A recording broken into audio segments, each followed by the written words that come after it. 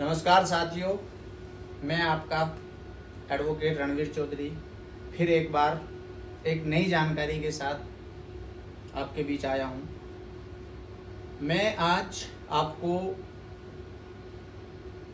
ये जानकारी दूंगा कि अगर हमारे साथ कोई घटना घटित हो जाए और उस घटना की हम तहरीर लेकर अपने थाना क्षेत्र के अंतर्गत आने वाले थाना में जाएं, तो वहाँ हमारी अगर सुनवाई नहीं होती है तो हम कैसे माननीय न्यायालय में जाकर अपनी सुनवाई करा सकते हैं। मैं एक उदाहरण के तौर पर आपको बताना चाहूँगा। सपोज दैट, मान लेते हैं कि मैं अपने घर पे रहता हूँ और मेरे सामने रहने वाले पड़ोसी से मेरा झगड़ा हो जाता है किसी भी बात को लेके XYZ, कोई भी कारण हो सकता है। उस स्थिति में मेरे परिवार का और सामने वाले परिवार का आपस में विवाद हो गया और विवाद होने के बाद हम अपनी उस घटना से संबंधित तहरीर लिखकर थाने पर गए और थाने ने हमारी तहरीर या तो ली ही नहीं, ले ली तो उस पर कोई कार्रवाई नहीं की। उस परिस्थिति में हम क्या करेंगे? हम जो हैं उसके बाद किसी भी अधिवक्ता के पास, मैं भी एक अधिवक्ता हूँ, आप मेरे पास भी आ सकते हैं। अगर किसी के साथ ऐसी कोई बात है तो वो मेरे पास भी आ सकता है। किसी भी अधिवक्ता के पास जाकर आप अपनी सारी समस्या बताएंगे, अपनी पूरी घटना बताएंगे, तो अधिवक्ता क्या करेंगे?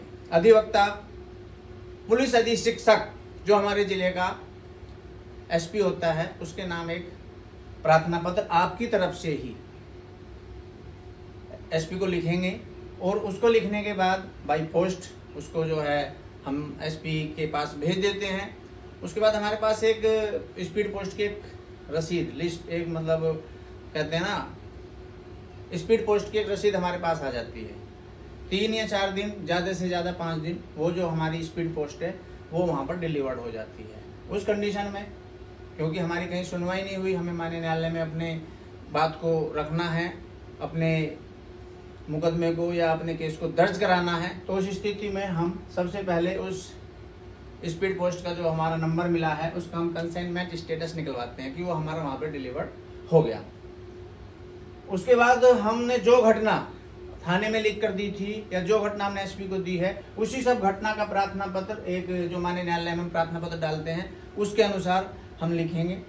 लिखने के बाद हम उसमें अपनी ID, अपना फ़ोटो और जो हमने SP को लेटर भेजा था आपका, उसका कंसाइनमेंट स्टेटस कि हम SP को भी दिया है, वहाँ डिलीवर्ड हो चुका है, उन सबको अपना एक प्रार्थना पत्र के साथ लगाकर माननीय न्यायालय के समक्ष प्रस्तुत करते हैं। प्रस्तुत करने के बाद पहले ही दिन माननीय न्यायालय थाने के लिए एक आदेश करता है कि इसकी थाने से रिपोर्ट मंगाई जाए कि इस घटना की थाने को जानकारी है या नहीं है। उसके बाद अगली जो भी डेट माननीय न्यायालय में मिलती है उस पर थाने से रिपोर्ट आती है। अगर थाने को उस घटना की वाकई में ही जानकारी है तो थाना जो है उसकी घटना का विवरण माननीय न्यायालय के समक्ष प्रस्तुत करेगा, और अगर माननीय न्यायालय के समक्ष प्रस्तुत नहीं कर मतलब माननीय न्यायालय में प्रस्तुत नहीं करता है तो वो लिख के देगा कि भाई मेरे यहाँ कोई मामला इस प्रकार का दर्ज नहीं है।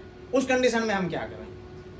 जब हमारे थाने से रिपोर्ट आ गई कि यहाँ पर कोई मामला दर्ज नहीं है, तो उस समय आपका अधिवक्ता आपकी बात को, आपकी घटना को माननीय न्यायालय के समक्ष रखेगा और फिर माननीय न्यायालय का विवेक है कि वो उस घटना को, और ये जो हम प्रार्थना पत्र प्रोसीड करते हैं जिसको हम पहले 156(3) बोलते थे, 156(3) CRPC, जो अब 173(4) BNSS हो गया है।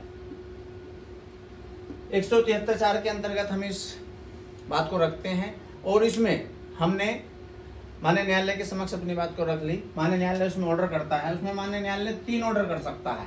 वो क्या क्या होंगे? सबसे पहला, माननीय न्यायालय उसमें FIR के आदेश कर सकते हैं। नंबर 2, उसमें कंप्लेंट में दर्ज करने के आदेश कर सकते हैं, और नंबर 3, उसको रिजेक्ट भी कर सकते हैं। तो ये एक स्थिति है जिसमें हम अपनी बात को, जो पुलिस में अगर सुनवाई नहीं होती है तो माननीय न्यायालय के माध्यम से हम किसी भी मामले को दर्ज करा सकते हैं। ये एक जानकारी मैं आपके सामने इस वीडियो के माध्यम से दी है। अगली वीडियो में किसी दूसरी जानकारी के साथ हम मिलेंगे। और मैं आपसे कहना चाहता हूँ, किसी को अगर मेरे से कोई किसी प्रकार की बात पूछनी है तो वो मेरे नंबर पे कॉल करके भी पूछ सकता है। और ज़्यादा जानकारी के लिए, हमारी हर वीडियो को देखने के लिए मेरे चैनल को लाइक करें, सब्सक्राइब करें, कमेंट करें, और इसमें जो आपको गलतियाँ लगती हैं उसके बारे में मुझे बताएं। बहुत बहुत धन्यवाद। जय हिंद।